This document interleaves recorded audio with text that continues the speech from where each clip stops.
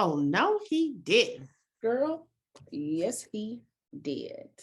What's up, Patreon? We hope you are wonderfully well. Thank you so much for the love, the support, and we have an announcement, don't we? Yes. Y'all want to meet us out for happy hour? Please. And Please. thank you. Hopefully you listen to this episode. I know, right? June 9th. We're going to do happy hour right now. We're planning Brick Talks. If you came to our happy hour, that's our last happy hour was 3 years ago. Our last in-person event was over 2 years ago. And obviously that's all due to the pandemic, but we feel like we miss y'all. We want to just kind of go out, have a few drinks, have a good time, celebrate everybody and what's going on in our lives. And that's what we're going to do this episode. We're just going to talk about what's going on, where we are, nothing in particular that we need to tell y'all about, I don't think, but just we're feeling good, feeling great. But June 9th, we're going to send out the information for the time. I'll post a separate post outside of this video, just in case people don't watch the video, they still get an email about the post. And we're gonna be there. So y'all either show up or you don't. Either you show up or you don't, but we're gonna be there with our drinks. So how are you doing? If you had to say how you're doing today, we're about to approach the second half of 2022. I feel like the first half went by kind of quickly. It went by how would you, I want you to assess the first half of your year and then tell me about what you plan and what you think about the second half.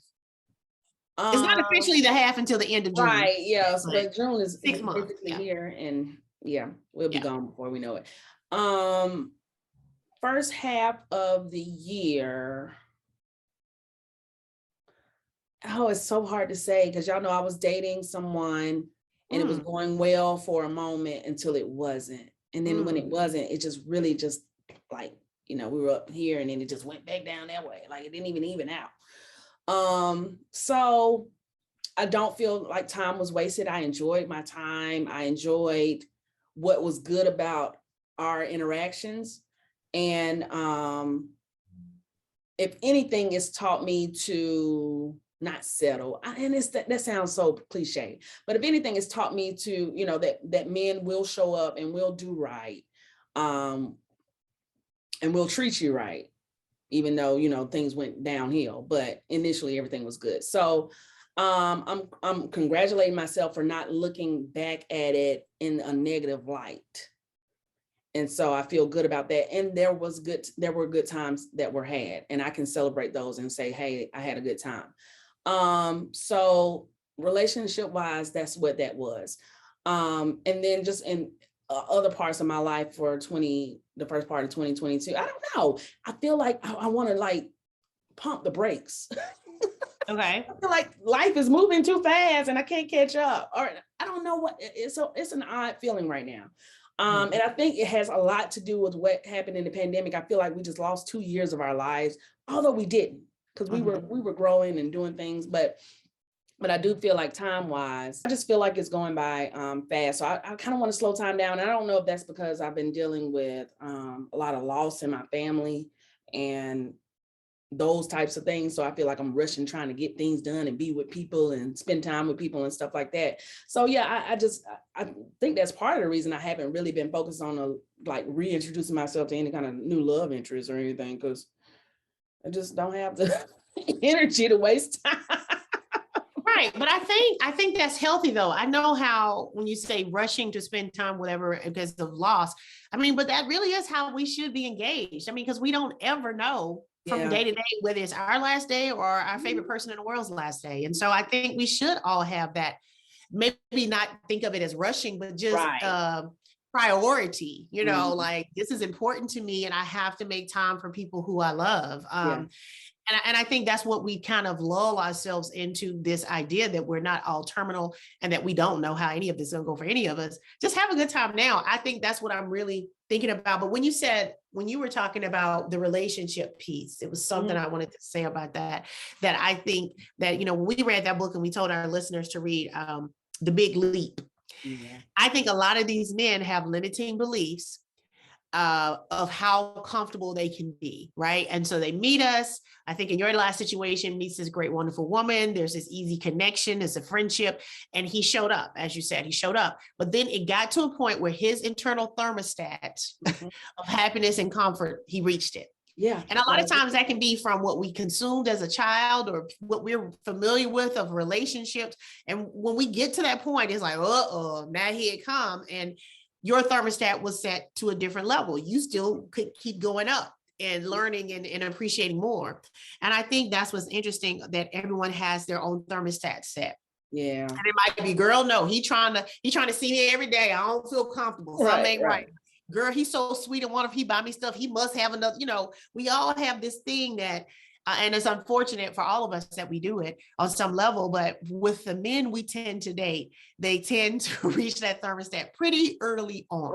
Right. Yeah. It's sad to see. It's sad to witness that people, it's like when you get outside of your head and you just start living, life becomes much more enjoyable. So much more than saying, oh, I don't deserve this, so I'm just going to stay at home. Or I'm going to do this when I get enough money. I'm going to do this when I lose weight. I'm going to do this for my birthday. You can't take the money with you. Let's go. I just saw a clip of Denzel Washington talking to, I think, the Miami Heat basketball team. The first thing I'll say is Denzel got old somewhere between here and there. Okay. He's like the old wise man now. So when he talks, it's like, you remember when Denzel was like, okay, Denzel, now Denzel is the OG Denzel. But he was saying that the simple thing he said was, he said, you can't take it with you. I've never seen a U-Haul behind a hearse. Let's go. What are we doing? And I feel like I've gotten into a new space with everything, let alone just dating, but where I don't want to wait for it to work out. I don't want to wait for somebody to decide. I don't want to wait. It's just, I'm living my life. If somebody comes along and they want to join me for the ride, but they can't slow me down. They can't add speed bumps. They can't make it a dangerous, uncomfortable ride. Like if you can't flow, you can't go.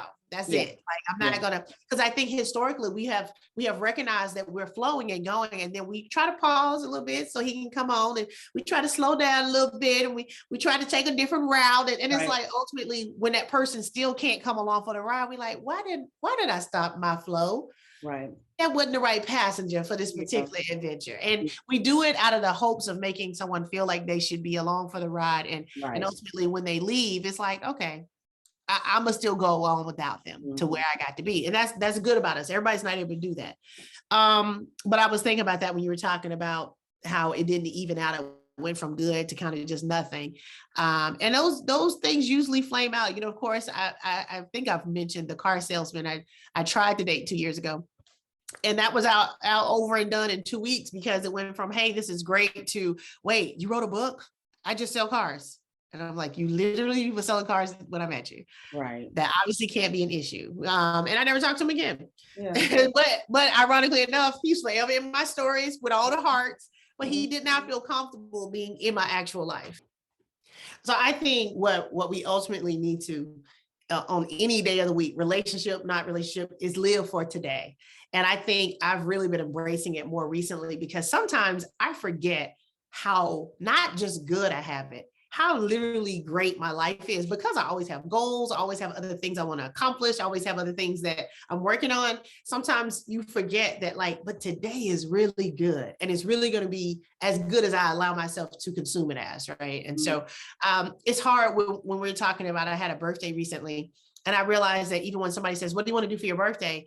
I do so much of what I want to do all the time. It's hard to come up with something that's special. I know. And that's because we spoil ourselves. And when somebody says, well, let's do something special. Well, I do something special all the time. It's like, get your nails done literally every 2 weeks. Let's go get this and eat whatever I want when I want it. It's like, buy what I want when I want it. I mean, and that's great. That's a really great life.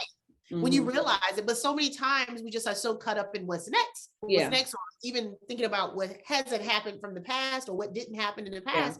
And we forget that today is like literally a day of my dreams. Literally dreamed this day up before. And sometimes we don't recognize it just because it's called Tuesday. We don't recognize that we dreamed. Seriously, if you think about what you're doing today, is something you work to be able to do. The work, the aggravation, the frustration, all of it. This is what we wanted to do today. And so I think that's the beauty in when we are looking at our past 6 months or almost 6 months and going forward. To me, that's what's important. And not think of, oh God, I think I'm freaking out because everybody's dying. It's like literally everybody is dying. Right.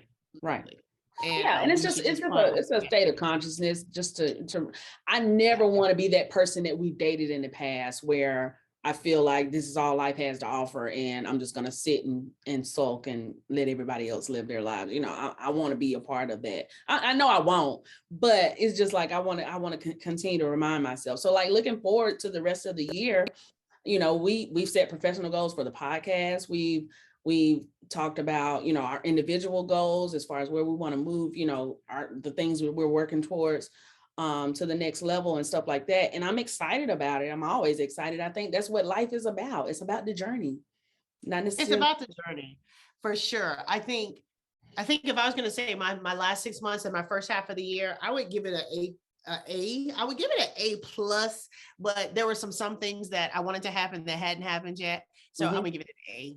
And so I take the plus away for that. And I think for my next 6 months, I'm really excited because I'm repositioning myself as far as my availability to myself. And I'm excited of what that looks like. Like now that I'm making myself, basically I quit my job, but I did that to make myself available for more of what I want to do, more of what I should be doing, more of what I'm good at doing versus just doing my job. It's like, and it wasn't that I hated my job. It was just, I want to be available for more of what I actually want to do. And so I'm excited and really don't have, as of today's recording, have no idea what it will look like, but I'm excited to be available for it because I realize the conditioning and the programming does not allow us or doesn't tell us that it's okay to be available to ourselves. It's what you're going to do. But wait, what about this? And what about this? And I'm like, you know what? I'm going to just be available to myself, and all those things will be answered if they become asked. One of those things, as simple as insurance. You know, when you say I'm gonna quit my job, first thing people say, what about insurance? And I'm like, you know what? I haven't been hospitalized in a while. I'm not on any prescription medication. I don't have medical concerns and needs today. And not saying that won't change. That could change today, that could change tomorrow. It's just not my situation today. So I'm activating on today. Doesn't mean I'm not gonna buy insurance and pay, but it's just that conditioning is people will stay in a dead-end job or a miserable situation. Because what about insurance? Knowing, and people know it's a fraud type setup where you still not gonna be able to afford your medical bills. Like you still ain't gonna be able to afford to be as sick as you would want to be. Yeah, very true. It's gonna be a bill. It's gonna be a bill. You go get a bill. Okay. So my bill is gonna be, but girl, you were somewhere doing something crazy when you hurt yourself, wasn't you? Well, you know, have fun with that one. Now, who told you to not have no insurance? Go try that. It's like the other day I told you somebody invited me whitewater rafting. You're like, don't do it. Don't do it. But my point is available. So I'm excited as far as relationship wise. Y'all know I decided not to date this year. That's going really, really well. Your mind is clear, your skin is clear. You girl, food tastes better. She just popping on all cylinders. Yeah, not dating is going really well for me. I do have the peaceful companion, and I realize that even in his occasional appearances in my life, I'm still better for them, but I'm also better for them being over as well. And so I'm just in a really good space, and so I'm looking forward to this next half of the year.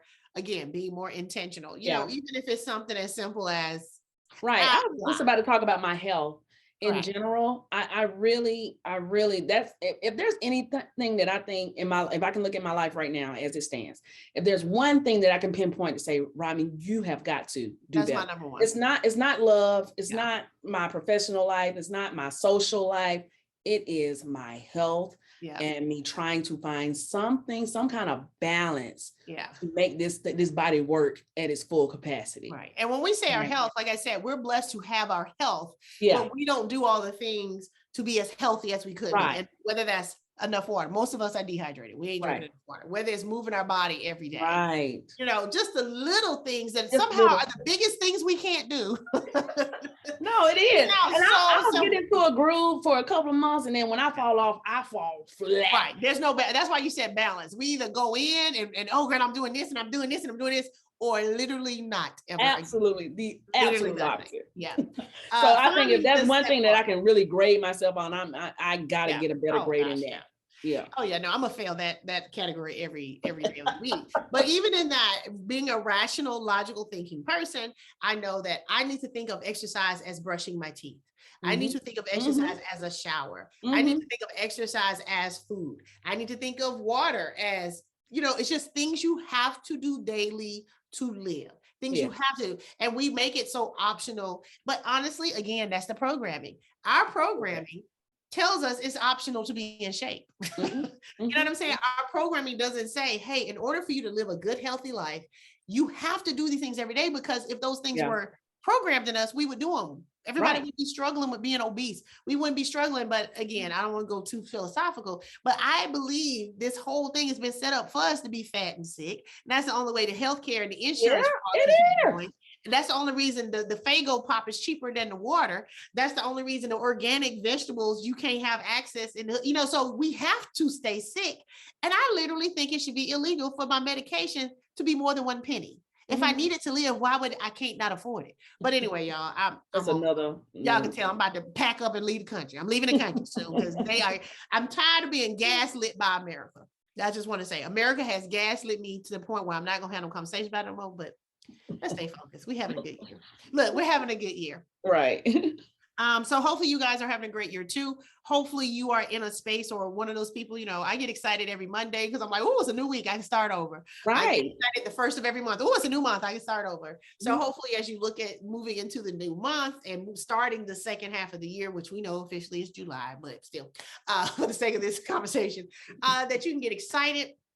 Not because something's coming up or something is different than what it is today. Just be excited because today is. Mhm. It mean good, bad, right, wrong, up, down, white, black, pretty, ugly. It just means today is, and I celebrate the is Of of today. today. You never And go wrong like that. Never go you wrong. can't go wrong. You can't go wrong on the is of today. That's it. This is what it is. And it's gonna be okay. We're gonna be good with that. We love y'all, mean it. Don't forget June 9th, happy hour. We're going to send out that information. Tell a friend if they're on Patreon. If they're not on Patreon, it ain't for them. Okay. This is a private event for our Patreon supporters because we love y'all and we miss y'all. We want to hang out. We want to say hey. Okay. In the Yep. meantime, oh, no, he didn't. Girl. Yes, he did.